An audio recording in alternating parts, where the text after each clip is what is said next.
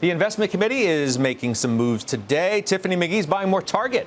That's an interesting one. Why so? I did. Yeah, so we just got a new client, so Target is a staple for us. It's consistent and stable. We own it to balance out some of the more volatile names that we own. It's done its job over the past few months, especially as tech has been struggling. And then we also like it from an ESG perspective. They have some strong diversity policies, so, yep. Yeah, that's an interesting move. Dr. J, I know you still have some exposure in Target? Oh, yeah. Yes, I do, Scott. Still love Target and think that virtually everything they're doing plays right into the strength of the reopening trade, going back into those stores rather than their omni-channel or their digital, which worked out phenomenally for them during the pandemic. And I think that many of the stores have been redesigned, Scott, so people have a better experience when they go in there. So, yes, still own Target. Yeah, they've had a nice move. 3 months up nearly 29%. Let's talk about another stock that's had a nice move. Chipotle, big bullish call today. It was upgraded to strong buy today over at Raymond James to outperform. Price target $1,800. Joe Terranova, you have this one. I do. Well, $1,800. Let's first get it back to where it was just 3 weeks ago. It's been pulling back a bit, Scott, but I'm staying with this position. I believe in it long term. I think the digital ecosystem is what the long-term investor wants to focus on. 50% of sales there are being derived digitally. We've got digital stores that are opening. There are offerings on the menu that are digital only, and the loyalty program continues to grow with over 20+ million. Understand, though, the comps are going to be challenged here in the coming quarters. Same-store sales are not going to look like what they did in 2020. So you might have to endure some sideways to lower trade, but focus on the long term and the introduction of this digital revenue stream that did not exist pre-pandemic. Is 1,800 too aggressive in your mind? I mean, the 52-week on this one is 1579 and change. Yeah. Let's get it back above 1,500 first. Yes, I think 1,800 for 2021 is clearly too aggressive. Boy, speaking of aggressive calls today, another one that caught our eye, Tiff, is Ferrari. We never talk about this stock. I'm glad we are today. You own it. Double downgraded at Goldman Sachs to a sell. Price target slashed to 207 from 227. I mean, they give a variety of reasons, but tell me what you think we should do if there's somebody who followed you into this name, owns it like you do. What do I make of this call for race? Yeah, I really don't agree with it.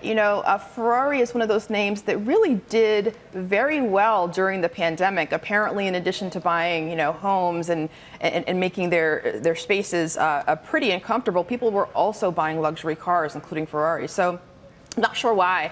I really can't speak on this call, but they've got a new CEO, start September 1st, with a tech background, semiconductor background. I think that he's going to do well. So we're holding. So I'm not quite sure why they're. I mean, double downgrade. That's pretty harsh.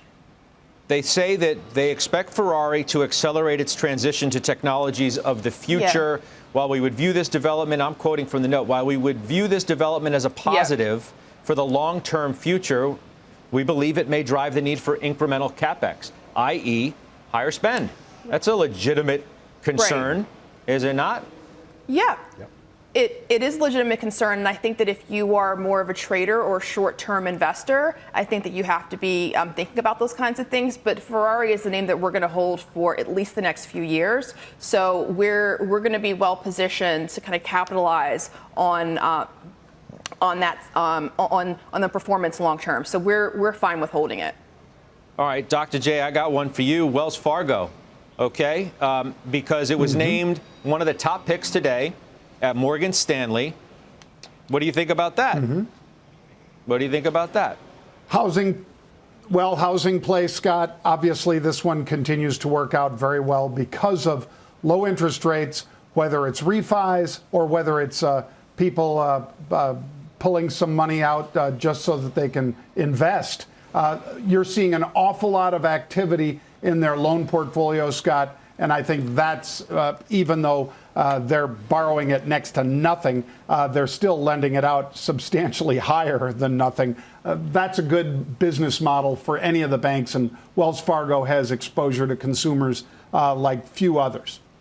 Another part, I want to do it quickly. Another part of this call that I thought was really interesting was the BlackRock call. Overweight, they say it's among the best positioned to benefit from trends in both ESG and investing and customization. Josh, I'm just curious your thoughts on a stock like BlackRock. It is their most favored name right now in that space. You can see it's not a big mover today, but it's had a decent run. What do you think? It's had an amazing run, and they're right. BlackRock is one of the best positioned asset managers in the world. The thing is, though, they have been for 10 years. That's nothing new. The stock already has a premium multiple over the asset management group. I would say a deserved one. The ESG angle, the only reason people are excited about that is because ESG is one of the few areas that's taking market share from traditional asset management still. It's a growth part of the business, and it commands higher fees versus the index world where people are basically managing your money for free. So I wouldn't get too excited about that. Back to Wells Fargo. That's a challenged bank, still significantly lower than its highs from 2018, which is very different from a chart of, let's say, JP Morgan, which is at new record highs, BlackRock, et cetera. I don't really like it. I don't think there's a real turnaround there. And I think SoFi and other fintechs based out of that same part of the country in the West Coast are just going to absolutely eat their lunch. So I think you probably want to be a little bit more selective in financials. And people would look at that Wells Fargo valuation and say, oh, it's cheap. I would say the opposite of BlackRock. It deserves to be cheap. There's no reason why it wouldn't be.